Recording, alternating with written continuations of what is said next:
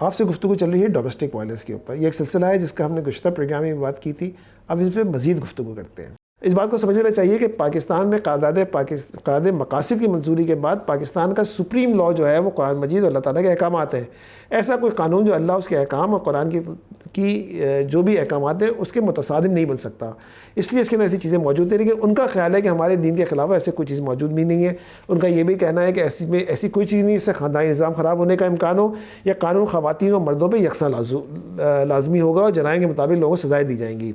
उन्होंने कहा यह कानून पहले खैबर पख्तूनख्वा, पंजाब और सिंध के 3 सूबों में लागू हो चुका है। अगर उसमें खामियाँ थी तो पहले किसी ने कोई एतराज़ नहीं उठाया। उनको ये बात मालूम नहीं कि पंजाब के अंदर जब अप्लाई हुआ तो उसके ऊपर एतराज़ उठाया गया, अदालत के अंदर गए।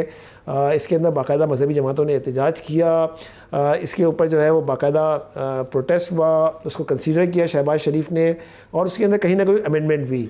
इसी तरह केपी के अंदर उनको नहीं पता कि जब ये सबसे पहले एएनपी और पीपल्स पार्टी ने अपने दौरे हुकूमत में पेश किया, फिर उसको अमेंडमेंट उसके अंदर जो है वो पेश होने से पहले जमात इस्लामी और पीटीआई की को गवर्नमेंट ने की थी।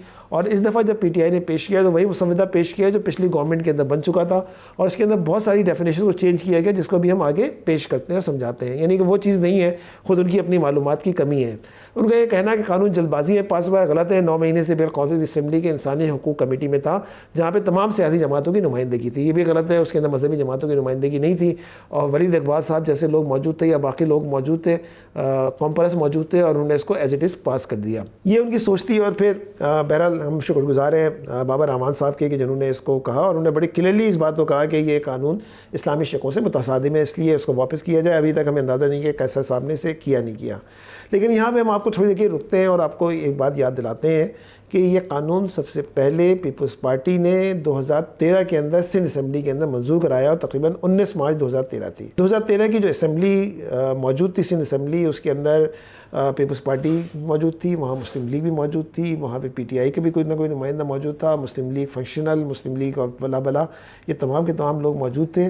और इन सब की मौजूदगी के अंदर 2013 के अंदर सिंध के अंदर ये कानून पास हो चुका था। ये याद रहे कि सेनेट और कौमी असम्बली में जो कानून पास हुआ है उसकी इम्प्लीमेंटेशन कैपिटल की हद तक है, यानी इस्लामाबाद की हद तक है, लेकिन सिंध के अंदर ये कानून पास हुए हुए 2013 में हो चुका है। यानी फिर जब हम ये वाली बात कहते हैं कि इस कान के अंदर सबके हाथ काले हैं, सबके हाथ पे सियाही मली हुई है, सबके चेहरों पे सियाही मली हुई है, उसके अंदर पीपल्स पार्टी भी एक ही सफ़ में खड़ी हुई है, मुस्लिम लीग भी एक ही सफ़ में खड़ी हुई है, एमक्यूएम भी एक ही सफ़ में खड़ी हुई है, और अनफॉर्चुनेटली पीटीआई भी उसी सफ़ के अंदर खड़ी हुई है जो इस कानून को पास करती है और तमाम चीज़ों के साथ करती है। और जो सिंध में पास होता है उसमें domestic violence prevention and the protection act 2013 के नाम से जो है ना ये पास हो जाता है। और उसके अंदर डोमेस्टिक वायलेंस की डेफिनेशन वो तमाम है जो भी हमने आपको पढ़ के यूनाइटेड नेशंस के अंदर सुनाई थी, वही तमाम चीज़ें उसके अंदर मौजूद है, वल्नरेबल पर्सन और उसके साथ, और वो तमाम टर्म्स जो उसके अंदर विक्टिम के बारे में है कि obsessive and positiveness of the jealousy, continuously, insult और रिडिक्यूल, वो तमाम चीज़ें, थ्रेट ऑफ डिवोर्स, ये तमाम चीज़ें जो कि हमने पहले यूनाइटेड नेशन के चार्टर में थी वो इनके चार्टर के अंदर ही मौजूद हैं, जो कि अभी सेनेट ने भी। लेकिन एक और चीज़ ये थी कि जब ये कानून पास होता है तो एक ट्रिब्यून के अंदर एक बड़ा ज़बरदस्त किस्म का एक आर्टिकल आ जाता है जुलाई 7 को 2013 को, जिसके अंदर सेलिब्रेटिंग द माइलस्टोन टर्म इस्तेमाल करते हैं, सेलिब्रेटिंग द माइलस्टोन, यानी कि हमने एक मंजिल हासिल कर ली है with the domestic violence act by the हर्डली burly done but the battle has not been won. और इसके अंदर कहा गया है कि but the oil foundation is still rejoicing the fact that the provincial domestic violence bill was pass 3 weeks ago. यानी कि बुनियादी तौर पे ये इसके पीछे जो है वो ऑरेंज फाउंडेशन का काम था, उनकी लेजिस्लेशन थी, उनकी हेल्प थी, जो कि इसके ऊपर पूरी की पूरी होती है। फिर बात यहाँ नहीं होती, पंजाब असम्बली के अंदर भी कानून पास होता है, और पंजाब असम्बली के अंदर इसकी मुखालिफत जो है ये 2016 का एक्ट कहलाता है, Punjab protection women against violence act 2016, the Punjab protection women act violence to protect the women from domestic sexual psychological economic abuse. और उसके अंदर इमोशनल का लफ्ज़ उस तरह से इस्तेमाल नहीं होता, लेकिन बाकी चीज़ें उसके अंदर एक और चीज़ जो ऐड हुई थी जो कि इस वक्त भी सेंट्रल गवर्नमेंट के उसमें नहीं है, वो है साइबर क्राइम्स, उसके अंदर मौजूद था। लेकिन उस पूरी इसकी, जैसे मैंने आपसे अर्ज़ किया था कि इसके अंदर मजहबी जमातों ने इसकी मुखालिफत की थी और फेडरल शरीयत कोर्ट के अंदर उसको चैलेंज किया गया था। इसके अंदर बहरहाल जब हम बाकी चीज़ें तो अपनी जगह मौजूद हैं, लेकिन जब हम साइकोलॉजिकल वायलेंस की बात करते हैं तो उसके अंदर वो टर्म्स इस्तेमाल नहीं होती जो कि हमें फेडरल गवर्नमेंट और सिंध असम्बली के पास करदा कवानीन में नज़र आती हैं। यहाँ पे ख़ास लफ्ज़ इस्तेमाल होता है, psychological violence includes psychological deterioration of the agreed person which में रिजल्ट इन एनोरेक्सिया, यानी रात को सोने को नहीं मिलता उसको, सुसाइड अटेम्प्ट और clinically proven depression resulting from the defendant obsessive behavior or limiting the freedom of the movement of the aggrieved person, and that condition is certified by the panel of the psychologist appointed by the district protection committee। यहाँ पे एक चीज़ ये है कि वो तमाम terms जो कि वहाँ पे इमोशनल जेलसी वेलसी की टर्म यहाँ पे इस्तेमाल नहीं होती, बल्कि यहाँ पे एक डिफरेंट कंडीशंस दी गई हैं, और यही कंडीशंस केपी के अंदर जो कानून पास होता है उसके अंदर भी ली जाती हैं। पेशावर में ये कानून पास होता है, उसके अंदर भी जो ये 2012 को मैं इसको बताया था कि अवामी नेशनल पार्टी ने इस पर कोशिश की थी और फिर जमात इस्लामी ने की, और फिर 2019 के अंदर जो है ना ये कानून जो है वो पास हो जाता है इसके अंदर। और इसके अंदर जो कानून पास होता है उसके अंदर जो साइकोलॉजिकल एब्यूज़ की एग्जाम्पल है वो वही है जो कि पंजाब के अंदर, जिसके अंदर कहते हैं कि psychological means by psychological deterioration of the aggrieved person which may result in anorexia, the suicide attempt, और वो सेम वर्ड्स हैं जो कि पंजाब असेंबली में थे, जो कि एक बेहतर चीज़ थी इसके अंदर। जब ये कानून पेश हुआ इस तरह के अंदर तो हमें ये बात पता है कि इसके अंदर दो लोगों ने इसकी मुखालिफत की, बबांगे धवल, उसके अंदर एक मुश्ताक साहब ने बड़ी दलीलों के साथ उसके अंदर बात की। उसके अंदर उन्होंने बात की कि घर में मौजूद बुज़ुर्गों के ज़रिए सुलह कराया जाता है, उसकी कोई चीज़ मौजूद नहीं है। यानी जब घरों में प्रॉब्लम होती है, और ख़ुद एक बहुत डिटेल रिसर्च है जिसका भी हम आपको हवाला भी देंगे, जो कि 2017-18 के अंदर demographic and the health surveys के नाम भी आई, उसके अंदर भी ये बात आई कि जब कहीं डोमेस्टिक वायलेंस होता है तो एग्रीव पर्सन जो है वो बहुत डायरेक्टली घर वालों के साथ कनेक्शन में गया और घर वालों के साथ उसने बताई, और घर वालों की जब सुलह सफाई हुई तो उसके अंदर एक और उन्होंने सवाल पूछा कि क्या इस सुलह सफाई के बाद आपको दोबारा थ्रेट दिया गया, तो 78% ख़वातीन ने कहा कि नहीं, हमें दोबारा कभी थ्रेट नहीं मिला, उस चीज़ के बाद प्रॉब्लम सॉल्व हो गई। इस चीज़ को वहाँ पे डिस्कस ही नहीं हो रहा। इसकी मुश्ताक साहब ने कहा कि मुखालिफत बिल की नीयत दुरुस्त और बहुत अच्छी है, लेकिन इस पर आपने अपने ख़ानदानी निज़ाम ख़त्म कर रहे हैं, क्या बेटी बेटा बच्चा अपने माँ बाप के ख़िलाफ़ जाएगा। बिल में मुख्तलिफ़ तारीफ़ों में इबाहम है। उन्होंने कहा कि बिल में मियाँ बीवी के दरमियान मसाले और सुलह का पहलू निकाल दिया गया, जिस तरह भी हमने डिस्कस किया। आपने बराह रास्त हुकूमत को इख्तियार दे दिया है कि वो घर जाएँ। बिल में कहा गया कि तलाक़ और दूसरी शादी का ख़तरा हो, तलाक़ आदमी का हक़ है, खुला औरत का, और दूसरी शादी मर्द का हक़ है, यानी वो तमाम हक़ मौजूद है, इसमें कोई थ्रेट की बात नहीं है। उन्होंने कहा पंजाब असेंबली ने बिल्कुल ऐसे कानून पास किया जिस पर इस्लामी नज़रियाती काउंसिल ने शदीद तहफ़्फ़ुज़ का इज़हार किया। इस बिल पर इस्लामी नज़रियाती काउंसिल और उलमा की राय ली गई, जो कि अभी हमने कहा कि उसमें एनोरेक्सिया और वही टर्म्स को जो है वो इसके अंदर शामिल किया गया। ये एक अहम बात है जिसको हमें समझना पड़ेगा। अब आपके सामने हम कुछ फैक्ट्स जो कि हमने पहले भी आपके सामने अपनी एक पुरानी वीडियो के अंदर में डिस्कस किए हुए थे, और यही जो मैंने आपके सामने रखा कि Pakistan demographic and the health survey एक बहुत डिटेल सर्वे है। जब हम इसको खोलते हैं, इसके सफ़ा नंबर 303 के ऊपर हमें बहुत डिटेल के अंदर डोमेस्टिक वायलेंस की डेफिनेशंस मिलती हैं। The experience of the violence के बारे में, पाकिस्तान के बारे में बताया गया कि 28% of the women age 15 to 49 have experience physical violence since age 15, यानी 15 से 49% की तकरीबन 28% ख़वातीन, यानी इस तरह आप समझ लें कि 10 में से 3 ख़वातीन को किसी न किसी सूरत के अंदर कोई ना कोई वायलेंस का सामना करना पड़ा है। ये एक बहुत बड़ी तादाद है।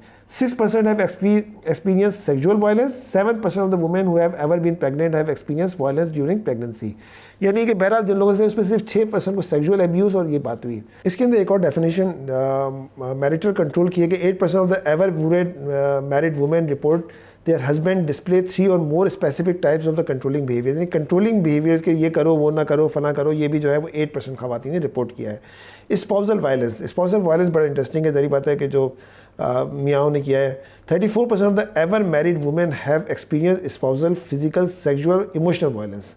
The most common type of the spousal violence is the emotional violence, 26 महीने के आपको जज्बात को ठेस पहुंचाई गई है। Followed by the physical violence 23%, 5% of the women have experience spousal sexual violence. इसमें कहा कि किसने किया, तो जैसे मैंने आपको पहले बताया था करंट हस्बैंड करने वाले लोगों ने 80% ने कहा। फॉर्मर हमारे तलाक बड़ी कम होती है 8%। अब हमारे एक और कहा जाता है कि वालिदैन और भाई जो है ना वो बड़े जालिम होते हैं और वो कोई ना कोई चीज़ करते हैं। उसके अंदर कहा कि फादर स्टेप फादर, तो 10.9% यानी 11% केसेस के अंदर, यानी अगर 10 में है तो एक केस किसी के बाप ने, कोई और बात यह कि एक बाप जो है वो किसी बेटी को या किसी को जो है वो थप्पड़ मार सकता है, डांट सकता है, कोई भी चीज़ कर सकता है उससे, क्योंकि हमने वायलेंस भी लिया हुआ है तो इसलिए उसको वायलेंस हम बता रहे हैं। इसके अंदर जो है मदर स्टेप मदर 16.7, तो माँ की जूती तो अपनी जगह काम कर रही है, तो पता चलता है कि 17% जो है यहाँ पे माँ ही जो है वो भी अपना काम कर रही हैं। सिस्टर्स ब्रदर, भाई बहनों की, सिबलिंग्स की आपस की लड़ाई, किसी चीज़ के ऊपर छोटा मोटा गुत्था हो जाना, हमारे यहाँ तो कुश्तियाँ वैसे चलती हैं, लेकिन इसको उन्होंने वायलेंस में शुमार किया और बताया गया कि तकरीबन कोई 10% ये भी है। डॉटर सन 0.1%, यानी कि बच्चे किसी माँ को हाथ लगाएं, कोई मारने की कोशिश करें, 0.1%, यानी ऐसे केसेस हमारी सोसाइटी में है ही नहीं, और इस बात को कोई नहीं बताया जा रहा। Other relative 2.7%, father in law mother in law 0.6, other in laws 4%, यानी कि ये वो तमाम चीज़ें हैं जो कि हमारी सोसाइटी में पाई नहीं जाती और जिसको हम बताते हैं कि जैसे भाई बहुत मारते हैं और चीज़ें बहुत करते हैं, लेकिन वो मदर और जिसे आप कहें कि भाई और बहन दोनों मिला के भी जो है ना वो 10% बन रहे हैं, इसके अंदर कोई इस तरह की चीज़ सामने नहीं आ रही। अब बात यह है कि किस तरह का तशद्दुद हुआ, ये भी बड़ी अहम है। और एक ये है कि कभी भी 15 से 49 साल की उम्र में हुआ और एक लास्ट 12 महीने की उम्र में हुआ। पुश्ड हर, शुक हर और थ्रू समथिंग एट हर, ये सबसे ज़्यादा रिपोर्ट होता है 14% एवर और लास्ट 12 मंथ में 9%। स्लैप्ड हर, थप्पड़ मारा 20% एवर और 12% लास्ट 12 मंथ के अंदर। ट्विस्टेड हर आर्म और पुल्ड हर हेयर्स 10% और 6%। इस बात पर ख्याल रखें कि भाई बहनों की लड़ाई में सबसे पहले बाल ही खींचे जाते हैं उसके अंदर। पुश हर विद फिस्ट और with something that could hurt her 7 और 4%। यानी बाकी तमाम किक्ड हर, ड्रैग्ड हर और बीट हर 5 और 3%। यानी जिस चीज़ का हमारा बड़ा रोना रोया जाता है, हमारे इश्तिहार बनाए जाते हैं कि हमारे तशद्दुद हो रहा है, चीज़ें हो रहा है, जस्ट 5% केसेस के अंदर हुआ। ये 5% केसेस भी नहीं।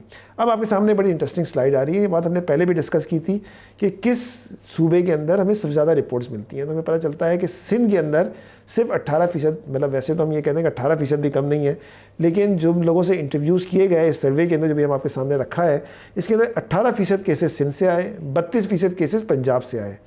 जम्मू एंड कश्मीर, जिसे आप कहेंगे आज़ाद जम्मू कश्मीर से जो हमें 31%, गिलगित बल्तिस्तान से 21%, खैबर पख्तूनख्वा से 52% और 52% और 66% फाटा के इलाकों से, यानी कबायली इलाकों से ये चीज़ें आई, और बलूचिस्तान से 49%। यानी कि जिस तरह से एजुकेशन बढ़ती है और उस एजुकेशन के लिहाज से हम ये देखते हैं कि और एरिया और तमद्दुन के लिहाज से औरतों के ऊपर क्या चीज़ें होती हैं और तशद्दुद हो रहा है। ये तशद्दुद अच्छी बात है, बिल्कुल भी अच्छी बात नहीं है, इसकी हमें मुखालफत करते हैं, इसकी सब चीज़ें करते हैं, लेकिन आप इस तरह की कानून साजी करें कि आप औलाद को बच्चों के माँ बाप के सामने ला के खड़ा कर दें।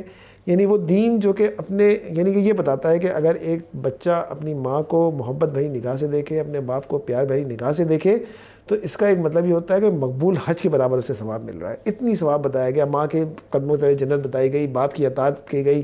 पूरे कुरान मजीद को आप उठाए कहा देख लें, जहाँ कहीं भी अतीउल्लाह व अतीउर रसूल की बात की गई, उसके फ़ौरन बाद जो है वालदैन की अतात की बात की गई, दुआ में वालदैन के बारे में की गई, वालदैन की इतनी खिदमत की बात की गई।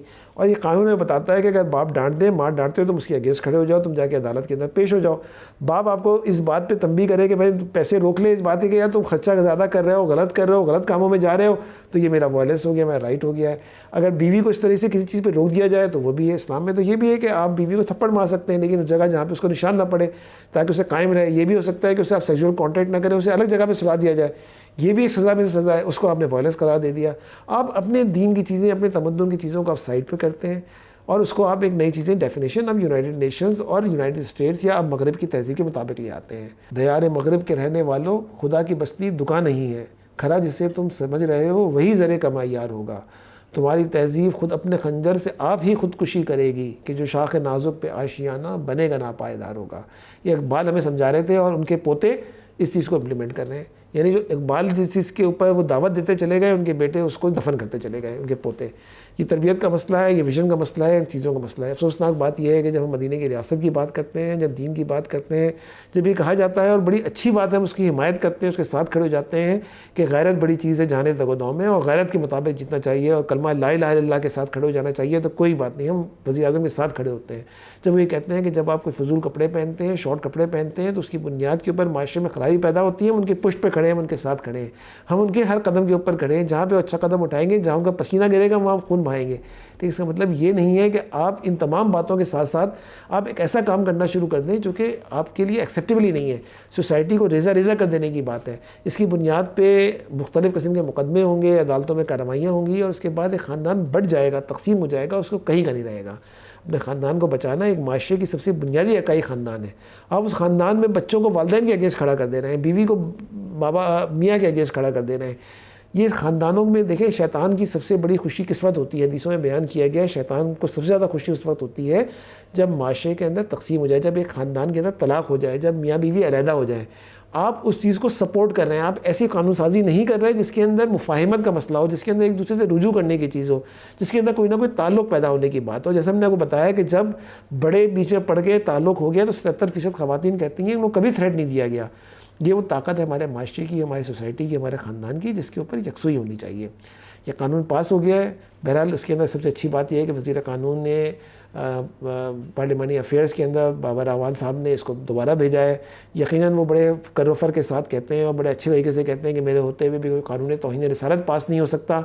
हम उनकी बात पर यकीन करते हैं और हम ये भी कहते हैं कि हमें यकीन है कि उनकी मौजूदगी के अंदर कैसे उनकी नज़रों से ओझल हो गया, ये एक सवालिया निशान है।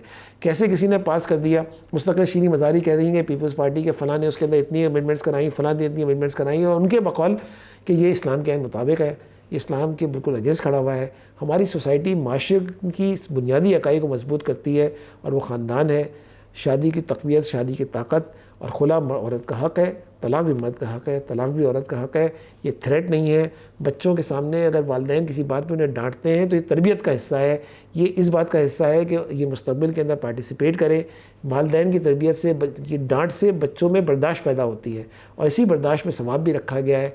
आखिरत के अंदर भी उसमें भलाई है और दुनिया के अंदर भी भलाई है। लेकिन ये जिस तरह की चीज़ें अब मगरबी एजेंडे के तहत आ रही हैं, इसको आपको रोकना होगा। वज़ीर-ए-आज़म साहब, आपको अपने इस पूरी चीज़ को एक बड़े पैमाने पे समझना होगा कि कहीं साजिश आपके ख़िलाफ़ तो नहीं हो रही। आप मदीने की रियासत की बात करते हैं, लेकिन मदीने वाले की जो अहकामात हैं उसका पास रखना भी आपके लिए उतना ज़रूरी है। उम्मीद है कि आप इन गुज़ारिशात पे तवज्जो देंगे। आपका बहुत बहुत शुक्रिया।